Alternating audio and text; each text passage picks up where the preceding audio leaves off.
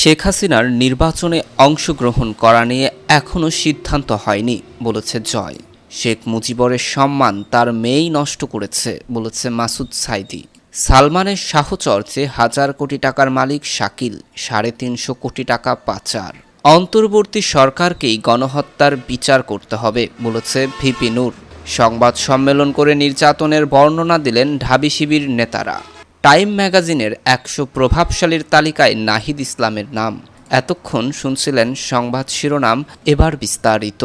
শেখ হাসিনার নির্বাচনে অংশগ্রহণ নিয়ে এখনও সিদ্ধান্ত হয়নি বলেছে জয়। সাবেক প্রধানমন্ত্রী শেখ হাসিনার জাতীয় নির্বাচনে প্রতিদ্বন্দ্বিতা করতে ফিরবেন কিনা সেই বিষয়ে এখনও সিদ্ধান্ত হয়নি বলে জানিয়েছে তার ছেলে সজীব ওয়াজেদ জয়। তিনি বলেন, বাংলাদেশের বর্তমান পরিস্থিতি দেখে মা বেশ বিচলিত এবং হতাশ। গত ১৫ বছরে তার সমস্ত কঠোর পরিশ্রম অনেকটাই নষ্ট হয়ে যাচ্ছে। যুক্তরাষ্ট্রভিত্তিক সংবাদ মাধ্যম টাইমসকে দেওয়া এক সাক্ষাৎকারে তিনি এসব কথা বলেন। কোটা সংস্কার আন্দোলন প্রসঙ্গে সজীব ওয়াজেদ জয় বলেন, কোটা আন্দোলনে আমরা সবাই অবাক হয়েছি। আমি নিজেও চেয়েছিলাম কোটা সংস্কার হোক।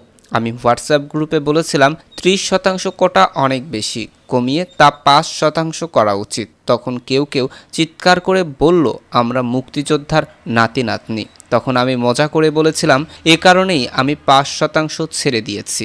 অন্তর্বর্তী সরকার প্রসঙ্গে তিনি বলেন, যদি তারা ১ বছর বা ১৮ মাস দেশ চালাতে চায় তাহলে আমি বলবো এটা সঠিক সিদ্ধান্ত। কোটা সংস্কার আন্দোলনে আইন শৃঙ্খলা বাহিনীর গুলিতে ৫ শতাধিক মানুষ নিহত হন, আহত হন কয়েক হাজার, যে কারণে আওয়ামী লীগকে নিষিদ্ধের দাবি উঠেছে।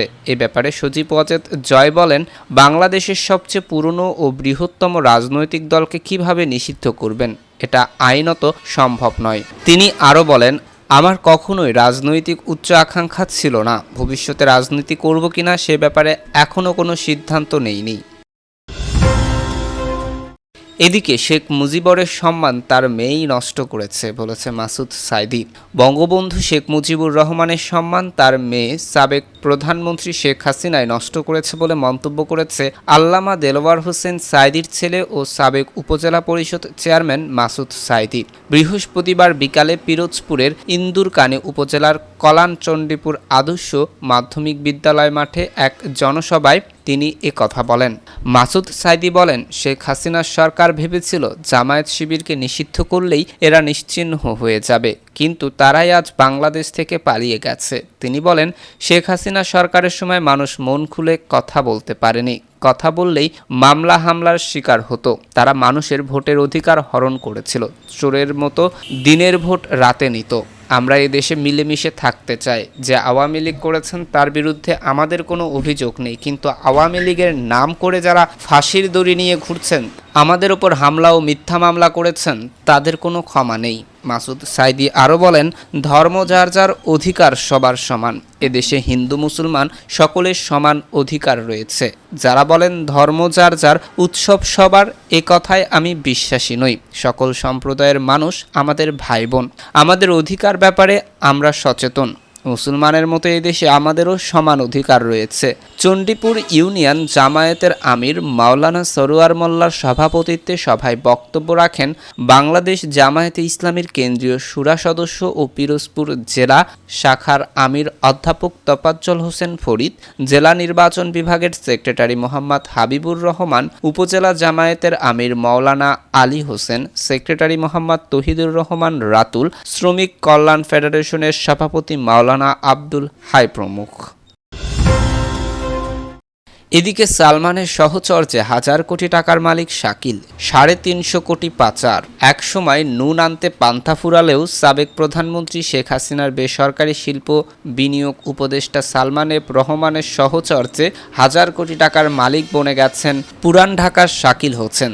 তিনি বিদেশে পাচার করেছেন প্রায় ৩৫০ কোটি টাকা। শুধু তাই নয়, বিতর্কিত ব্যবসায়ী সালমান এফ রহমানের ৪৬,০০০ কোটি টাকা সিংহভাগই এই শাকিলের মাধ্যমে বিভিন্ন দেশে পাচার করা হয়েছে বলে অভিযোগ। তাদের অবৈধ লেনদেনের কারণে ব্যাংকের সংশ্লিষ্ট শাখায় তাদেরকে লাল তালিকাভুক্ত করে রাখা হয়েছে। জানা গেছে, লালবাগের আজিমপুর ৬-৯ শেখ সাহেব বাজার এলাকায় মৃত জামাল উদ্দিনের ছেলে শাকিল হোসেন ২০০৯ সালে আওয়ামী লীগ ক্ষমতায় আসার পরপরই অর্থবিদ নেতৃত্বে ফুলে ফেঁপে ওঠেন। সালমান এফ রহমানের সঙ্গে সম্পর্কের সুবাদে ও তার ছত্রছায়ায় শাকিল গড়ে তুলেছেন বিশাল সাম্রাজ্য। আজিমপুরের ছাপড়া মসজিদ এলাকায় একসময় ভাড়া বাসায় থাকলেও বর্তমানে ওই এলাকায় তিনি 12 থেকে 15টি বাড়ির মালিক। এছাড়া কানাডার বেগমপাড়ায়ও তার বাড়ি রয়েছে।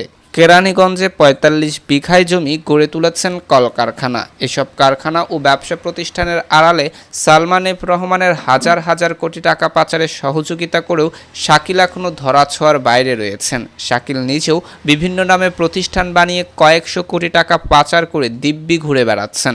সূত্রটি জানায়, দুটি ব্যাংকের চকবাজার শাখার নাম সর্বোচ্চ কোম্পানি কেরানীগঞ্জের স্মার্ট লাইফ ফুটওয়্যার ইন্ডাস্ট্রিজ, বাবুর shoe industries, M Ali trading, ঢাকার ইসলামাবাগের Shahidbagh Shakil PVC polymer and rubber industries ও লালবাগের A to Z ট্রেডিং হাউসের অধীনে বিদেশে এলসির মাধ্যমে বিপুল পরিমাণ টাকা পাচার করতেন শাকিল।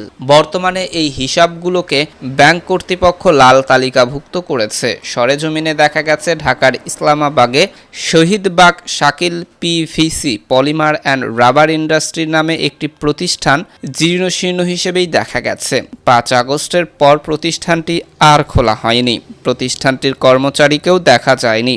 আশেপাশের কয়েকজন জানায়, কারখানাটির মালিক আওয়ামী লীগের প্রভাবশালী শাকিল। বেশ কিছুদিন থেকে কারখানাটি বন্ধ রয়েছে, তবে ব্যাংক লেনদেনের তথ্যের সঙ্গে প্রতিষ্ঠানটির বাইরের রূপে কোনো মিল নেই। এই কারখানার নামে শত শত কোটি টাকার লেনদেন হতো শুনে আশেপাশের লোকজন উষ্মা প্রকাশ করেন। ওই এলাকার একজন ব্যবসায়ী বলেন, সাধারণ ব্যবসায়ীরা ওই সময় ব্যাংকের মধ্যে এলসি চাইলে বিভিন্নভাবে তাদেরকে ফিরিয়ে দেওয়া হতো, কিন্তু শাকিলের কোম্পানিকে শত কোটি টাকার এলসি করতে কোনো কার্পণ্য করা হতো না। আর শাকিল এসব প্রভাব বিস্তার করত সালমান এফ রহমানের সহযোগিতায়। নাম সর্বোচ্চ এসব কারখানার নামে বিদেশ থেকে মাল আনতেন শাকিল। পরে এই মাল দেশে বিক্রি করে হুন্ডির মাধ্যমে শাকিল হোসেনকে দিয়ে সালমান এফ রহমান বিদেশে অর্থ পাচার করতেন। অভিযোগ রয়েছে, কানাডা, যুক্তরাষ্ট্র, অস্ট্রেলিয়া, দুবাই এই অর্থ পাচার করা হতো। সালমান এফ রহমান প্রায়ই শাকিলের অফিসেই গোপনীয় মিটিং করে বিদেশে টাকা পাচার করত, দিক নির্দেশনা দিতেন। তাদেরকে প্রায়ই প্রকাশ্য দেখা যেত। একসঙ্গে তাদেরকে হজ এবং ওমরা সহ বিদেশের বিভিন্ন স্থানে ভ্রমণ করতে দেখা গেছে। বর্তমান পরিবর্তিত পরিস্থিতিতে সালমান জেলে যাওয়ায় শাকিল গা ঢাকা দিয়েছেন এবং বিদেশে পালিয়ে যাওয়ার সুযোগ খুঁজছেন বলে জানান এলাকার কয়েকজন ব্যবসায়ী। এই বিষয়ে একটি ব্যাংকের চকবাজার শাখার সিনিয়র প্রিন্সিপাল অফিসার বলেন, শাকিল হোসেনের প্রতিষ্ঠানগুলোর অনেক সমস্যা রয়েছে। তারা ঋণ খেলাপি হিসেবে চিহ্নিত ছাড়াও তাদের হিসাবগুলো রেড ব্লক করা হয়েছে। এসব অভিযোগের বিষয়ে জানতে শাকিল হোসেনের মোবাইল ফোনে কল ও খুদে বার্তা পাঠালেও তিনি সাড়া দেননি। পরে তার আজিমপুরের বাসায় গিয়েও তার সঙ্গে দেখা বা কথা বলা সম্ভব হয়ে ওঠেনি। এদিকে অন্তর্বর্তী সরকারকেই গণহত্যার বিচার করতে হবে বলেছে ভিপি নূর। অন্তর্বর্তী সরকারকেই রাষ্ট্র সংস্কার এবং গণহত্যার বিচার করতে হবে বলে জানিয়েছে ভিপি নূর।